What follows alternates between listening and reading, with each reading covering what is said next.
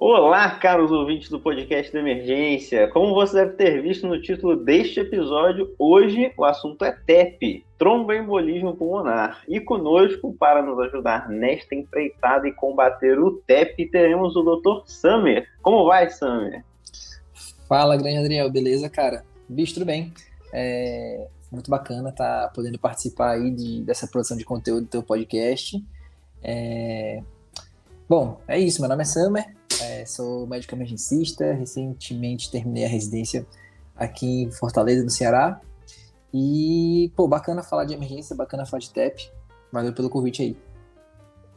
Então vamos lá. Meus caros, vamos que a história vai ser interessante. TEP é uma patologia de mortalidade alta, pode chegar até 30% a depender das circunstâncias. Era a patologia pulmonar mais letal e com a Covid provavelmente manteve esse título, visto que muitos casos de Covid estão associados à TEP. E é o achado mais comum em autópsias. E nas autópsias que se começa a história do TEP. Pois veja, desde cedo na história da medicina se identificaram os coágulos nas artérias pulmonares. Já no início do século XVIII se questionava de onde vinham esses coágulos, como surgem. Por um tempo se debateu a origem dos coágulos no pulmão. Nasceriam eles diretamente do pulmão ou viriam de algum lugar? A resposta é: os dois estão certos. Mas o interessante é que as primeiras abordagens para TEP foram através da cirurgia. O Dr. Trendelenburg, famoso fundador da Sociedade Alemã de Cirurgia, foi um dos primeiros a se aventurar nesse campo. O TEP era uma complicação comum em pacientes pós-operatórios. Trendelenburg, então, fez algumas cirurgias, testes em modelos animais e posteriormente operou 2 pacientes para tratar o TEP. A cirurgia consistia em abrir o peito do paciente e tirar direta e mecanicamente os coágulos das artérias do pulmão. Nenhum dos 2 pacientes sobreviveu mais de um dia. Mas isso não desanimou os destemidos cirurgiões do passado. Um dos pupilos de Trendelenburg, Dr. Martin Kirchner, realizou em 1921 a primeira embolectomia pulmonar bem-sucedida e depois de relatar seu caso, o procedimento virou moda. O negócio era tão absurdo que os centros cirúrgicos alemães tinham um residente de cirurgia de plantão só para entrar nas cirurgias em que era suspeitado de TEP. Isso logo foi abandonado, pois se viu desnecessário. Para desânimo dos cirurgiões, após uma década do primeiro relato da embolectomia, 300 outras foram realizadas com apenas 10 sobreviventes. Em 1944, Dr. Oechsner decretou o fim da embolectomia na Associação Americana de Cirurgia. Ele disse algo do tipo que ninguém mais publique sobre a embolectomia, a não ser que seja para interesse histórico. Mas o Dr. Oechsner ainda não tinha descartado toda e qualquer cirurgia. Sabia-se que muitos trombos proviam dos membros inferiores. Logo, a ideia foi fazer a ligadura das veias.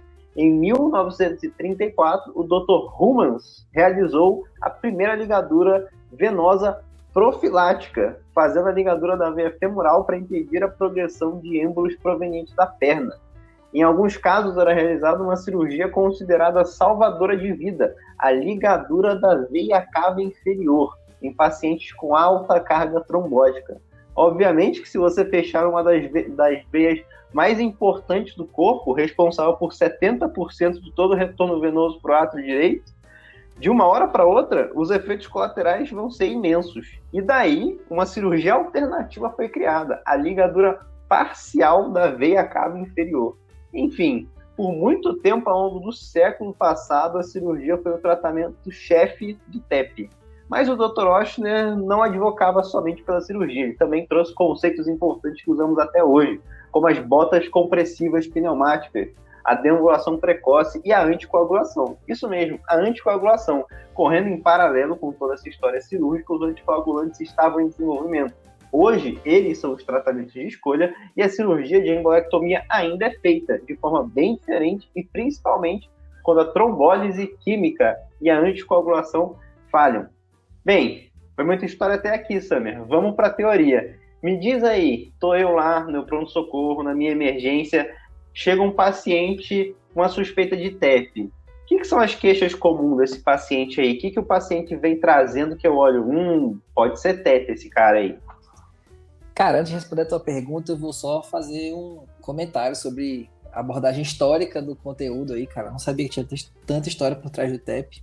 Acho que se hoje é ruim ter um TEP, há um tempo atrás era realmente contraindicado você ter um TEP, porque não ia dar certo, né, cara? Pois é. Realmente não ia rolar resolver dessas maneiras aí, cara. Eu nem sabia dessa história toda, bacana mesmo, cara, bacana. Bom, vamos lá. Acho que a tua pergunta é interessante, ela é curiosa, na verdade, né? Porque eu acho que o TEP é uma das doenças ameaçadoras da vida que possivelmente o paciente não chega trazendo esse diagnóstico para você, né? Então, eu acho que, diferente de outras doenças graves, como infarto, AVC, às vezes o doente já chega no pronto-socorro te dizendo o que está acontecendo, né? Eu tô com dor no peito, acho que eu estou infartando, né? Minha mãe teve uma alteração neurológica aqui, mudou o jeito de falar, não consegue mexer o braço, eu acho que ela está tendo um AVC. São aqueles diagnósticos ali que às vezes até o restante da equipe, né, como se vulgarmente diz, né, até o porteiro do PS às vezes dá esse diagnóstico quando o paciente está chegando lá. Agora, TEP não, né, cara? TEP realmente não é essa doença que vai chegar para você chapada, assim, né, com cara de TEP, né? Então, assim, responder essa pergunta, assim, né, de como é que esse paciente chega na emergência é muito vasto, né? A sintomatologia descrita na literatura para os pacientes que estão com tromboembolismo pulmonar é diversa, né? Então, desde pacientes com queixa de doutorasca, essa doutorasca, né, de característica ventilatória dependente, então quando respira, piora a característica da dor, né? Queixa de dispneia, pacientes com queixa de síncope ou um evento parecido com uma convulsão, né? Algumas literaturas aí, se você for traduzir meio que ao pé da letra, seria uma convulsão-like, né? Então, às vezes, algum familiar relata que o paciente teve um evento em casa que pareceu uma convulsão, né? Às vezes confundindo isso mesmo com o próprio conceito de síncope, né? Queixas de hemoptise, então às vezes o paciente que refere que começou a ter escarros aí hemoptóicos em casa, né? O interessante dessa sintomatologia que é diversa é a gente atentar para um ponto, né? O TEP ele vai ser de alta suspeição quando essa sintomatologia for de início súbito, né? Então, como todo evento vascular, vamos assim dizer, o cardiovascular, a queixa, né, a sintomatologia se apresenta de maneira súbita. Então, é bem importante atentar para essa característica das queixas, uma vez que a queixa pode ser vasta. De doutorasca, dispneia, síncope, enfim. Algo que aconteceu subitamente, né? E é interessante também porque são queixas súbitas que levam as pessoas para a emergência, né? Lógico, né? A gente sabe que na vida prática, várias coisas levam alguém para a emergência, né? As pessoas vão para lá para fazer uma série de outras coisas, inclusive coisas que não são necessariamente resolvidas na emergência, né? Mas, de maneira geral, aquele doente que tem uma sintomatologia que se apresenta de maneira súbita, aquilo assusta, né? Então, a pessoa procura atendimento imediato, né? Então, acho que essa seria a grande avaliação a se fazer inicialmente, né? Então, o paciente que chega com essas queixas de maneira súbita, referindo que isso aconteceu de uma hora para outra, é aquele paciente que você vai atentar para o diagnóstico de TEP. E isso é uma coisa interessante, né? Porque, veja, né?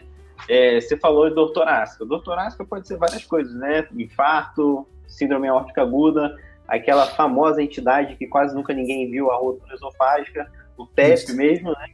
Ou a síncope, que é um AVC, pode ser uma síncope ortostática, pode ser um TEP. A hemoptise, a causa mais comum de hemoptise, por incrível que pareça, é pneumonia, não é TEP, mas pode ser um TEP também, né? Então, eu vou atender meu paciente que tem qualquer uma dessas queixas assim de forma súbita, obviamente tem que ligar uma chavinha.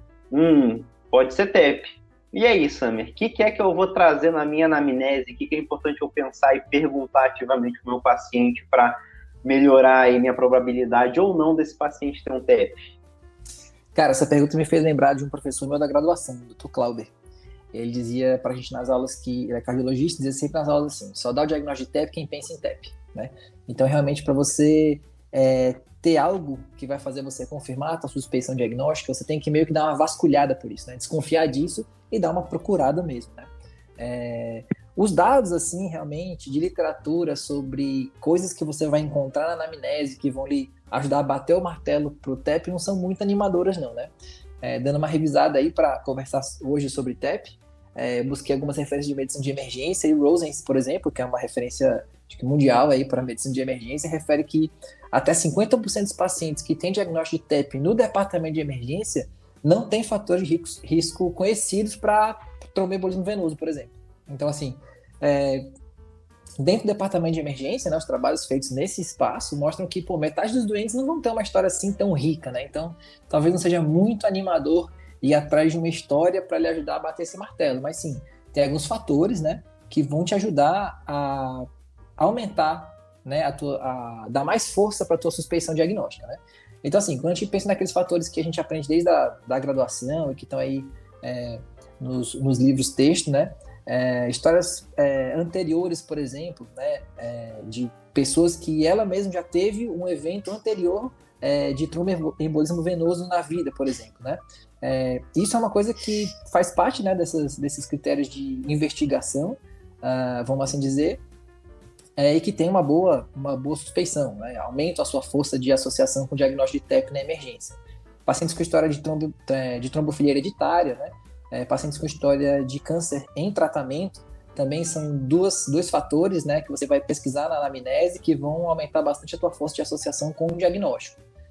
Pacientes que têm uma história de imobilidade do membro ou imobilidade generalizada, né? Tiveram internados recentemente, tiveram algum trauma onde fizeram uma cirurgia e ficaram com imobilização importante no membro, ou imobilizações por órteses, né?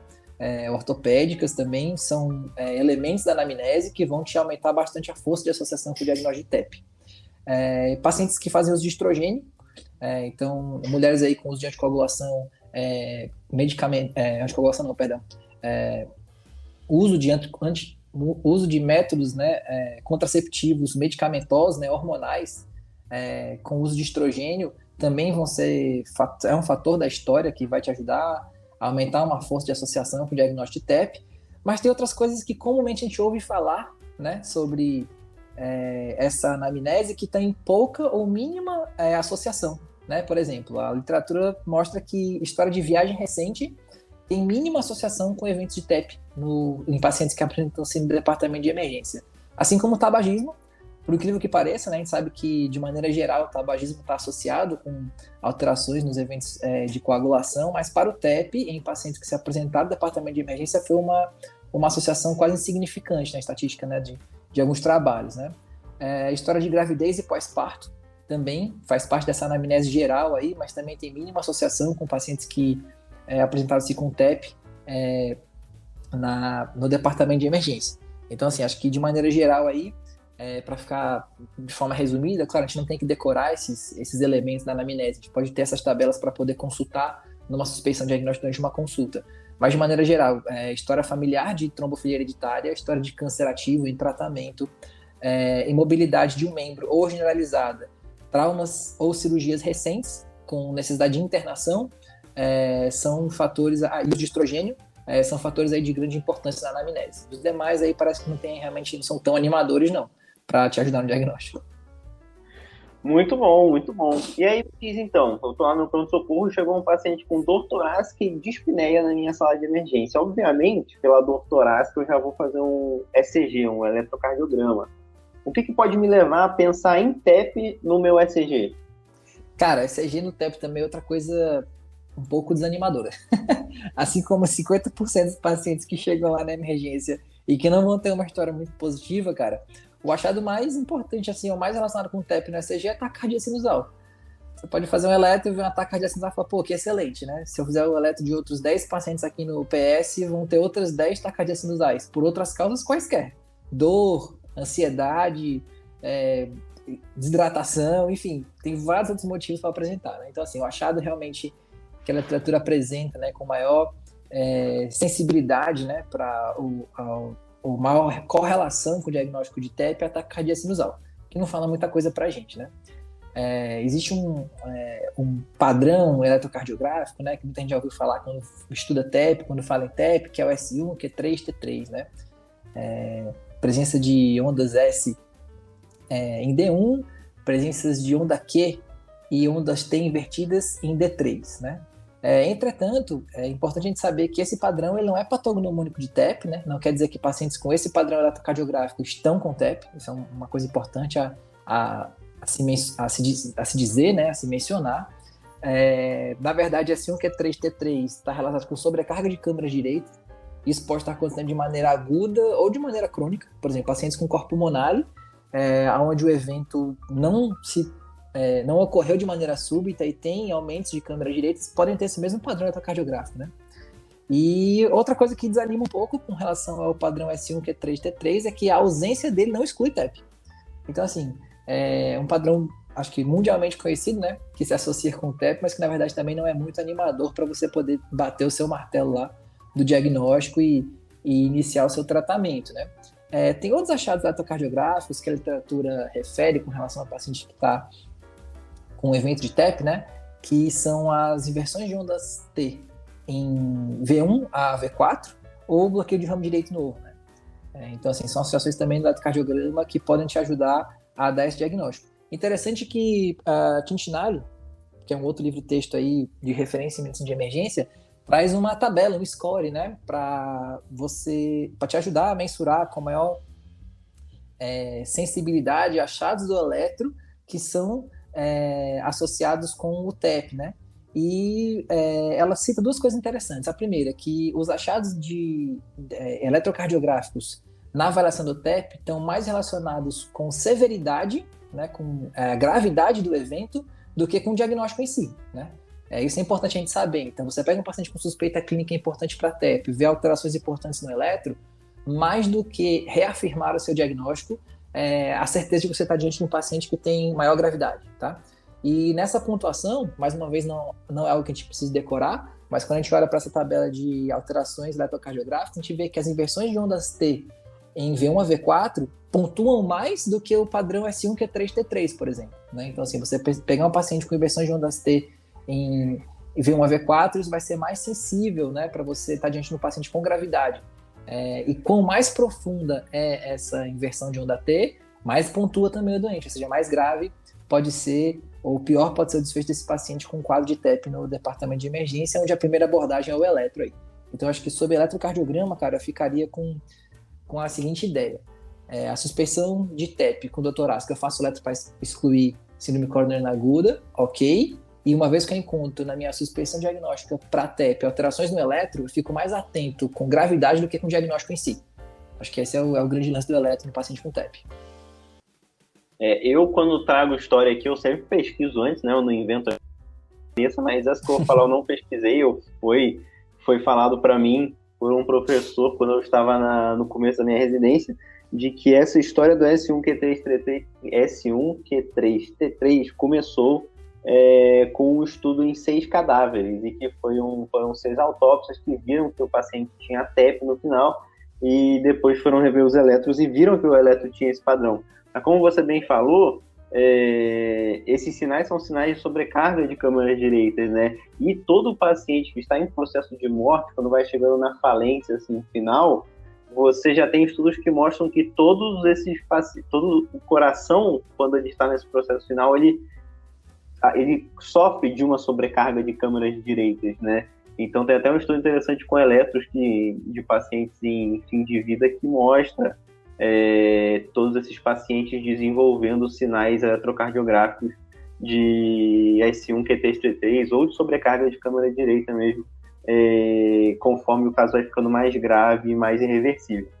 É interessante também pensar que assim, muitas pessoas podem ter S1Q3. Eu falo muito desse sinal porque é um que a gente ouve muito falar na faculdade, né? Como se fosse um diagnóstico, bater martelo de TEP. Não é. Pessoas com tecido adiposo mais avantajado podem ter S1Q3T3.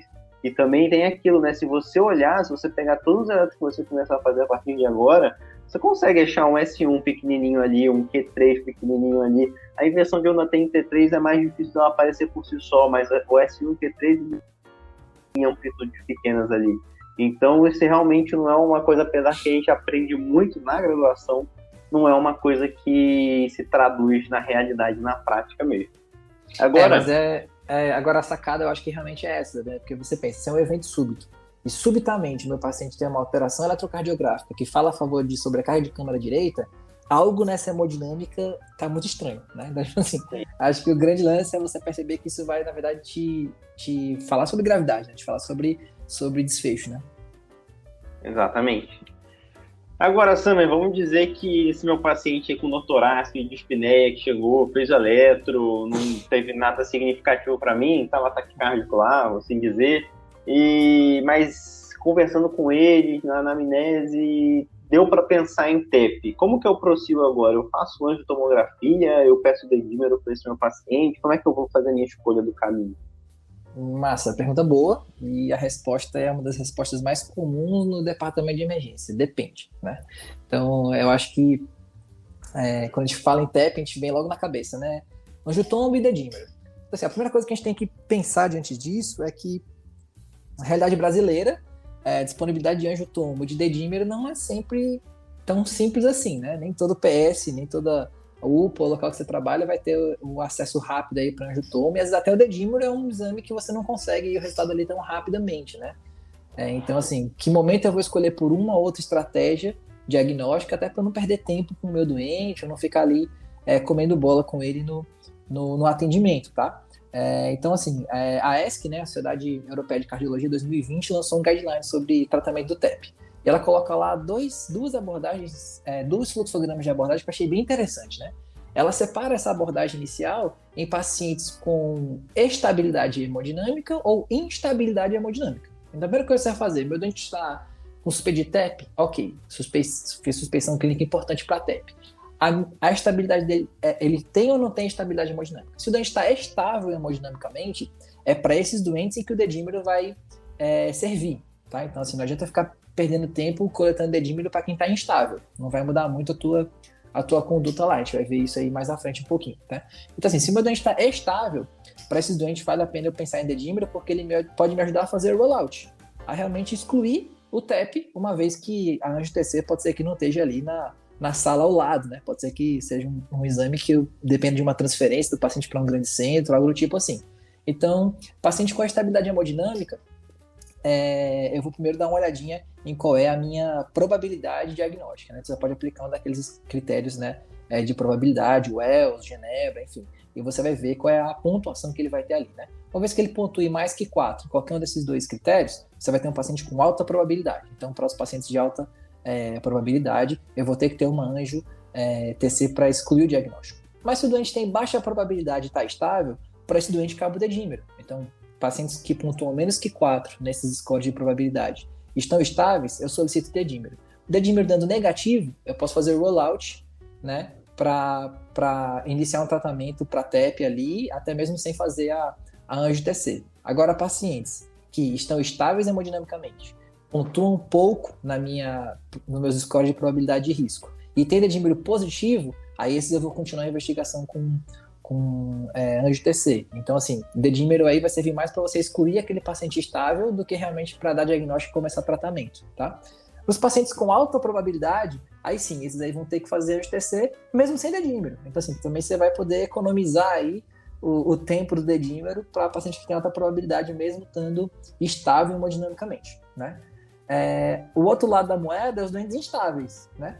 Para os doentes instáveis hemodinamicamente, eu não vou perder tempo com dedímero, né? Não vai ser um exame que vai mudar a minha conduta ali, né? Para os pacientes instáveis hemodinamicamente, a primeira conduta vai ser eco à beira-leito ou ultrassom à beira-leito para você ver se ele tem ou não disfunção de câmaras direitas, né? Disfunção de ventrículo direito.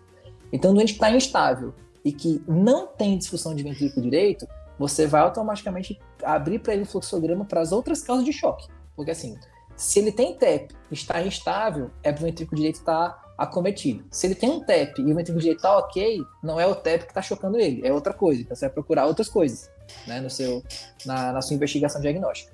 Entretanto, antes mesmo da anjo-TC e do dedímero, meu doente está instável e tem na alteração de exame à beira-leito disfunção de câmaras direitas, aí sim, automaticamente eu preciso agilizar, né, vamos assim dizer, uma anjo-TC, né? Uma anjo-TC para realmente ver se tem ou não um TEP instalado ali. E nesse fluxograma o dedímero não entra, né? Então lembrar que o dedímero aí tem o seu lugar nessa avaliação do paciente com TEP no departamento de emergência. Muito bom. Eu queria só trazer duas coisas aqui, que é o seguinte, também na graduação a gente ouve muito falar do score de Wells, né? Que é talvez um dos mais difundidos aí, mas talvez já não seja o mais usado, né? E quando a gente aprende o score de Wells, ele serve para te falar uma coisa, ou vai ser angiotoma direto, ou vai ser dedímero direto, e depois do dedímero, se ele vier negativo, você exclui. O score de Wells não te dá a possibilidade de você excluir um TEP sem fazer algum exame a partir do momento que você pensou na possibilidade de TEP, né? Sim, e sim. você trouxe a possibilidade da gente excluir o paciente do TEP mesmo sem fazer dedímero.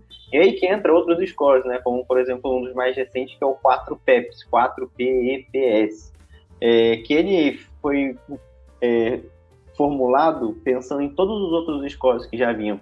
E aí tem uma coisa interessante, que ele pode ter uma pontuação negativa também, a depender, por exemplo, se o paciente já tem doença respiratória crônica ou se o paciente não está taquicárdico. E aí, se o paciente tem uma pontuação baixa nesse score, ele já te fala, olha, nem precisa de dedímero, você não precisa pensar em TEP nesse paciente. E é interessante a gente pensar nessas possibilidades, porque como você mesmo falou, angiotomografia e dedímero não é algo que tem em toda esquina. Então, se você está num lugar que você não tem acesso a nenhum dos dois, você coloca nesse score, você tem um pouco mais de segurança para não precisar de exame nenhum para alguns pacientes. Aí, obviamente, ele também vai te indicar nos momentos de fazer dedímero ou de ir para angiotomografia direto.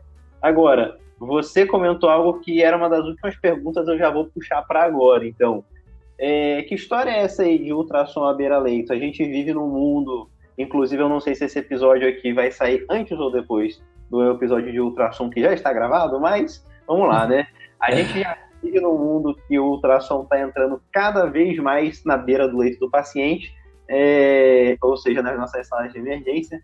E aí me explica, então, se a gente está fazendo nossa avaliação lá, seguindo o fluxograma, estou pensando em TEP, onde é que o ultrassom se mete aí? Como é que eu faço essa avaliação com o ultrassom? Cara, o paciente que chega com TEP, ele pode ter duas condições. Ou ele pode estar se queixando, por exemplo, de dispneia, onde o protocolo Blue vai acabar caindo na avaliação se tem ou não tem sinais de TEP, né? Ou ele pode estar chocado e ser um choque indiferenciado, né? Aquele paciente que chega chocado na emergência, você não sabe do que é que foi que ele... De onde é que foi que surge, né? Qual é a causa desse choque? Obstrutivo, distributivo? O que é que está acontecendo aqui, né? Então, o protocolo Rush também vai passar, né? Vai perpassar pela avaliação dos pacientes com sinais ou não de tromboembolismo pulmonar, né? Então, assim, é um exame de fácil acesso, é um exame rápido, você mesmo faz durante o atendimento inicial, é um exame que pode ser reprodutível, né? Então, você fez uma vez o ultrassom, ficou com dúvida, você quer chamar alguém para ver junto com você pela segunda vez, você repete o exame ali com alguém do seu lado para avaliar junto com você, né? É um exame inócuo, né? Então, acho que o ultrassom na avaliação desses doentes aí, cara, é vida. Acho que o ultrassom à beira-leito da emergência é vida, cara. Para o TEP especificamente, né? Avaliação e confirmação de TVP, você vai fazer ali com uma avaliação de 2 pontos, né, dos membros inferiores, né, fossa poplítea e região inguinal, procurando por esses sinais clínicos de TVP ali, né, e a avaliação do ventrículo direito, né. Então, assim, você vai ali ver se você tem ou não já instalado alguma disfunção do ventrículo direito, né. Acaba sendo um detalhe assim, um pouco mais avançado, talvez, para quem começou a usar ultrassom à beira-leito, mas, por exemplo, além de você ver se o ventrículo direito é dominante sobre o ventrículo esquerdo, né, que seria um sinal aí de sobrecarga de ventrículo direito, além de você ver que você tem um achatamento, né, da parede septal, que normalmente, né, está abaulada para dentro do ventrículo direito e torna-se abaulada para o ventrículo esquerdo, né, formando o sinal do D ou D-sign, né, como também um sinal aí de sobrecarga de câmara direita, existe uma alteração no ultrassom, né, que é o sinal de McConnell, onde você observa ali no apical 4 câmeras uma acinesia, né, da parede livre do ventrículo direito e uma hipercinesia do ápice do ventrículo direito, que é um achado que tem uma especificidade de 94%, sensibilidade de 77% para TEP. Então, assim, não só ver predominância de ventrículo direito para sobre o ventrículo esquerdo, mas você vê um sinal como esse que vai te dar uma grande especificidade, né, para esse achado. Então, assim, o ultrassom à beira-leito entra desde a avaliação da gravidade, né, o quão comprometida está a hemodinâmica do meu paciente, né, o quão comprometido ou quanto está sofrendo o meu ventrículo direito e a presença ou não de um sinal que realmente me ajude a confirmar o diagnóstico. Então, acho que o ultrassom à beira-leito nesse paciente aí pode ser um divisor de águas. De repente pode ser um divisor de águas aí para você definir necessidade ou não de anjo, que horas que você vai fazer essa anjo, transportar o doente para isso, sim ou não, e até mesmo excluir a possibilidade diagnóstica e procurar outras causas de choque, né? Ou até achar outras causas de choque, né? De repente é um choque obstrutivo que vê com um jeitão de TEP e você olha lá com ultrassom e, porra, tamponamento. Que também tem dor torácica, que também tem uma série de outros achados aí que podem se confundir, né, no diagnóstico. Então, acho que o ultrassom ele vem aí tanto para dar diagnóstico, quanto para excluir diagnóstico, quanto para te ajudar na tomada de decisão, né? Quão grave meu doente está. Muito bem, então vamos lá. O TEP ele é uma doença que é uma oclusão de vasos, né? Uma trombose de vasos pulmonares. Então vamos dizer que eu tenho um paciente que fez uma angiotomografia que veio confirmando essa suspeita de TEP, né? Significa então que eu vou trombolizar esse paciente? Porque no AVC, se eu tenho uma trombose ali, um AVC isquêmico, normalmente eu trombolizo, o infarto também. E o TEP, eu trombolizo, como é que eu faço o tratamento do TEP do meu paciente? Pois é. Eu acho que esse lance da trombólise, cara, talvez aí seja tema para outra conversa, né? Eu acho que, de maneira geral, os guidelines das especialidades e algumas publicações em a abordagem do doente crítico, né? Cada vez mais acho que a trombólise está perdendo a sua força, né? Eu acho que não só no TEP, como no infarto, no AVC isquêmico, a gente tem visto aí, né, uma tendência dos trabalhos a falar mais de realmente você fazer a liberação mecânica, né? A partir de cateterismos e tal, desses vasos, do que realmente jogar um trombolítico na veia e ver esse trombo se dissolver, né? Acho que para o TEP não é diferente, né? Até fica a questão aí, será que a indústria farmacêutica não forçou a amizade aí, né? Na hora de prometer tanto com alteplase e similares, né? Mas isso aí é papo para outra conversa, né? Mas, assim, é com calma que a gente vai escolher por trombolizar alguém, né? É com bastante calma, na verdade, né? Na verdade, hoje, as evidências apontam para o benefício do trombolítico apenas ou basicamente apenas nos pacientes com instabilidade hemodinâmica.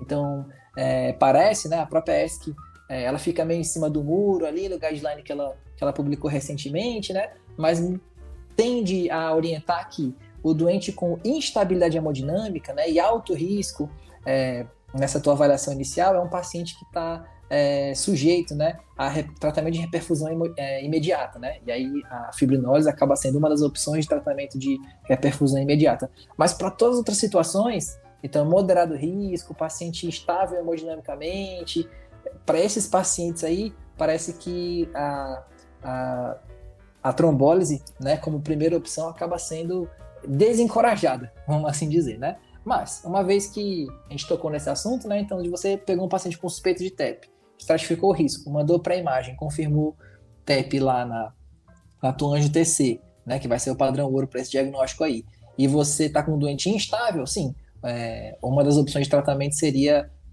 a reperfusão imediata com fibrinolítico, né, e aí a maioria dos trabalhos fala sobre o uso da alteplase, né. Nesse contexto, a alteplase vai ser feita em 100 mg, infusão em 2 horas, né, e depois você mantém aí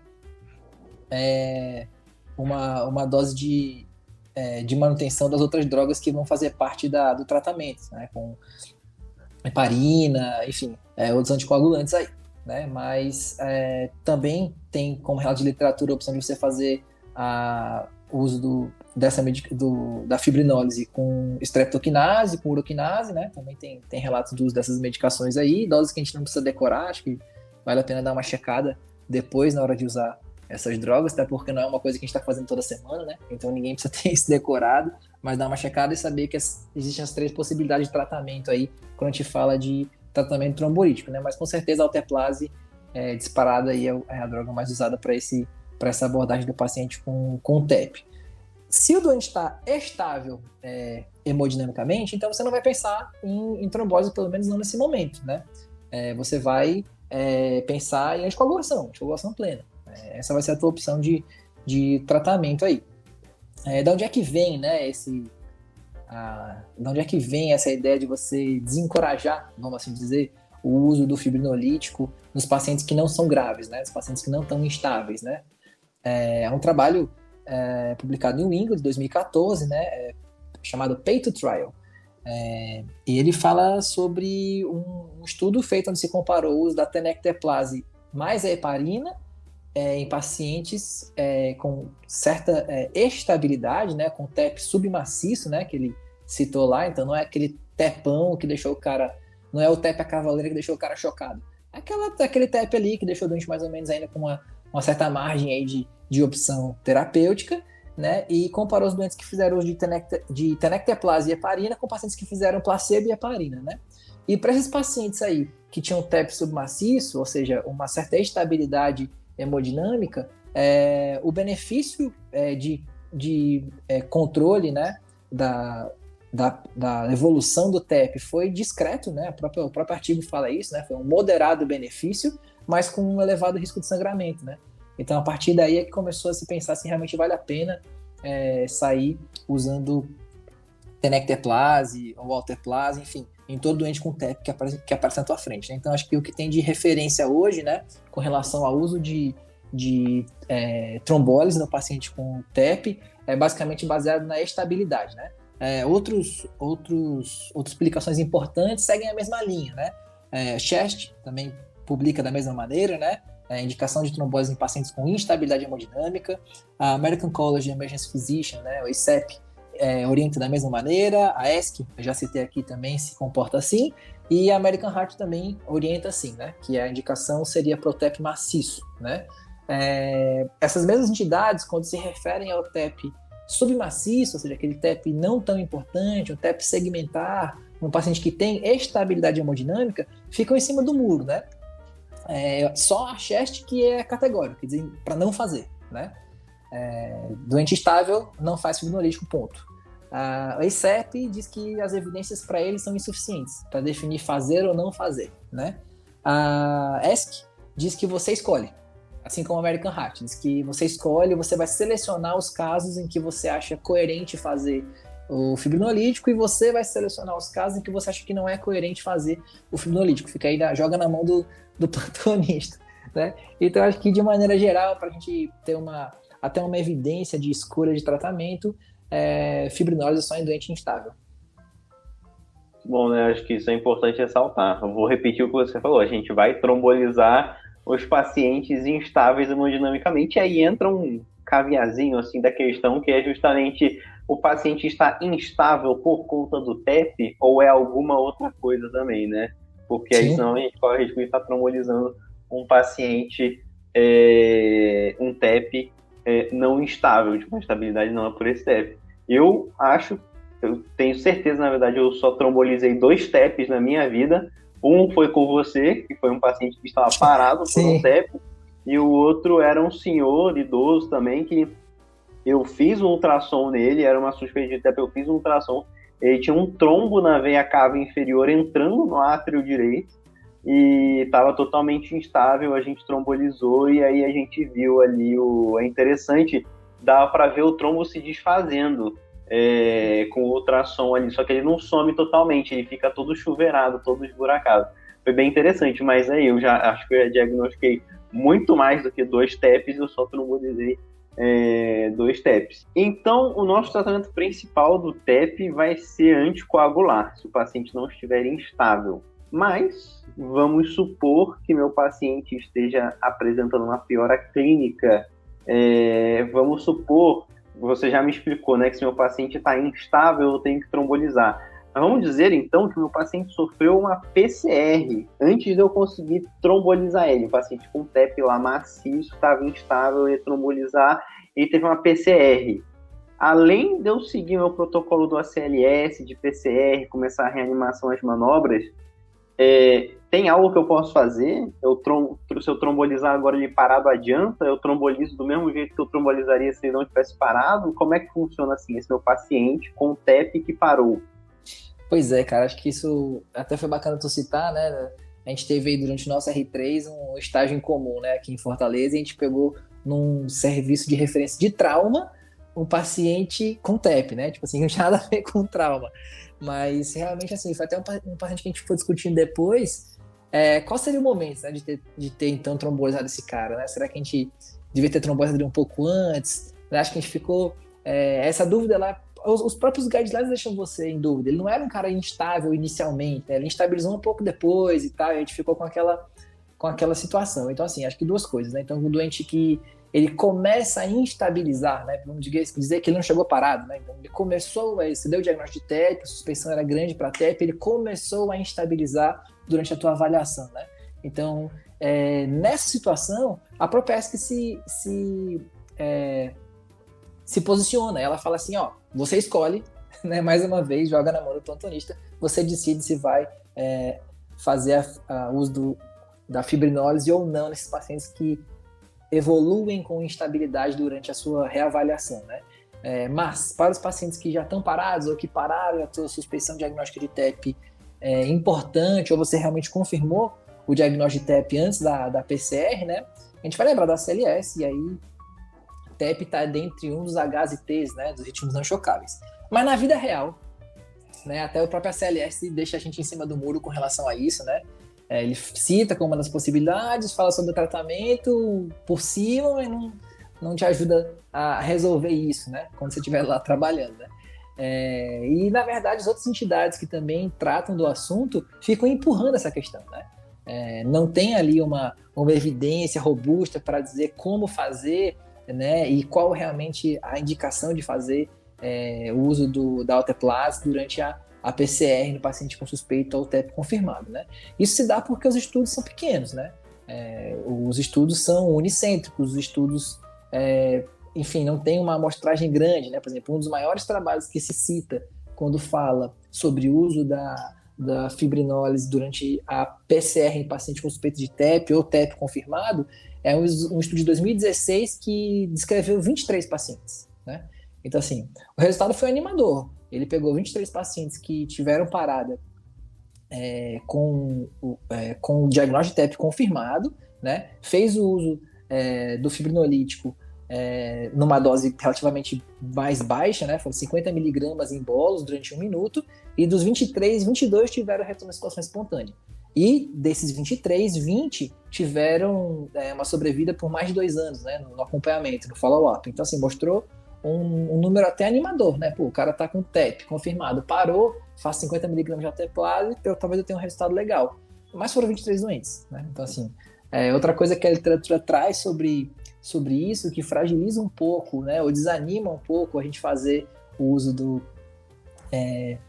tratamento com fibrinolítico na parada, o relato de PCRs prolongados, né? Então, os relatos de casos sobre isso foram pacientes que foram reanimados por 60 até 90 minutos, né? Então, por mais que o doente tenha retorno à circulação espontânea, mas qual vai ser o prognóstico, né? Neurológico de um doente que ficou parado por 1 hora, que você reanimou por 1h30, né?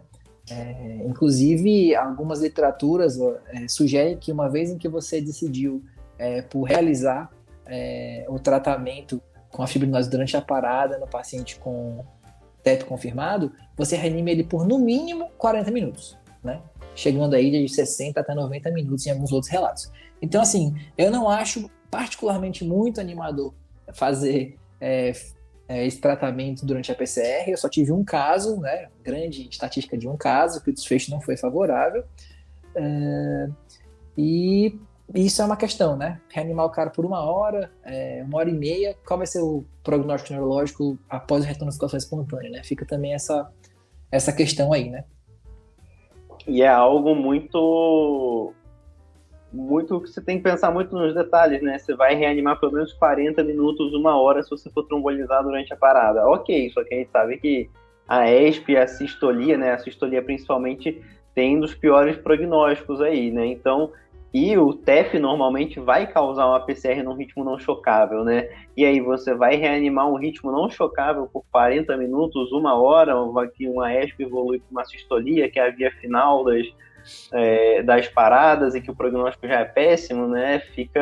É algo que tem que se pensar muito, né? O que é que você está fazendo ali. Justamente para pensar qual que é o prognóstico neurológico desse paciente, né? Enfim, são discussões assim longuíssimas que não vai ser a gente no podcast sobre TEP que a gente vai resolver.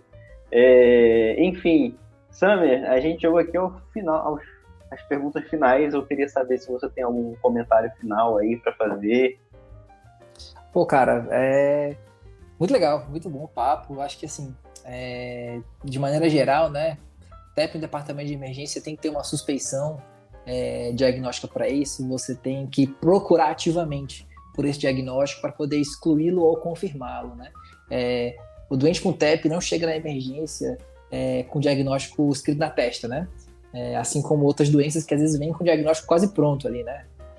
paciente com dor torácica, sinal de Levine, doente com déficit neurológico súbito, né? São diagnósticos ali que rapidamente são feitos, né? O TEP não. O TEP é um diagnóstico que você vai ter que dar uma vasculhada, uma confirmada, uma pesquisada, tanto para confirmar quanto para excluir, né? A abordagem inicial do doente com o TEP, divide ele, é estável ou instável, né? Aplica um score desses que você tem acesso a consultar, também não precisa decorar, né? Então, Genebra ou o 4PEPs, né? 4PIPs, não sei como é que a gente vai pronunciar exatamente isso, mas um score, né, de estratificação, né? Para você definir se o risco, a possibilidade diagnóstica é maior ou menor, né? E a partir daí, definindo ele se ele é estável ou instável, você define o que é melhor fazer, né? Para quem cabe de dímero? Para quem está estável, né? Dedímero não é exame para quem está instável. Nem está instável, você vai procurar falência de ventrículo direito e correr com ele para anjo, né? Acho que essa é o grande caminho, né? Para você não perder tempo com esse teu doente lá. Falar de fibrinolítico da mesma maneira. Fibrinolítico é para doente instável, né? Você não vai pensar, parece que as evidências atuais não apontam aí para um encorajamento para fazer o uso do fibrinolítico em doentes estáveis ou com TEP submaciço, né? Parece que é mais interessante você anticoagular esses caras e deixar o tratamento aí pelo risco de sangramento mesmo, né? Para os pacientes com instabilidade, né? E na parada parece que não é muito animador, apesar do ACLS, né, ensinar para todos, né, que faz parte dos HCTs aí, parece que o que a gente tem de evidência hoje, pelos estudos serem frágeis mesmo, estudos pequenos, né, estudos unicêntricos e tal, o uso não parece ser muito animador, mas uma vez que você decidiu fazer nos pacientes com essa situação de TEP confirmado, durante a PCR, né, a dose aí vai ser de 50 miligramas, bolos aí de 1 minuto, e você se prepara para reanimar o cara por 40, 60, algumas literaturas falam de até 90 minutos, né? E acho que é basicamente isso aí, cara. TEP é procurar. Se não procurar, nem acha e nem exclui. Muito bom. Samer, antes de te agradecer e despedir de você, deixa eu te perguntar. Você faz um podcast também junto com a doutora Patrícia, que já passou por aqui pelo meu podcast, só para a gente não deixar isso aí passar em branco, né? Se quiser fazer um jabá. Nossa, cara. Pô, a gente faz parte de um grupo aqui, cara, que é o Emergency Talks, né? Um grupo que se propõe a ensinar a medicina de emergência aí com uma base de qualidade bacana. Tem um podcast que é o Cenário de Emergência. A gente faz esse podcast, eu, a Bianca Rosner e a Patrícia, né? Somos todos residentes e ex-residentes de medicina de emergência aqui do Ceará. E fica a dica lá, quem quiser procurar a gente também no podcast, pegar um outro conteúdo bacana sobre medicina de emergência, cenário de emergência, né? É um podcast bacaninha aí. E, pô, cara, valeu pelo convite, bicho. Bacana conversar sobre emergência, bacana conversar contigo, cara. Tu é uma figura massa.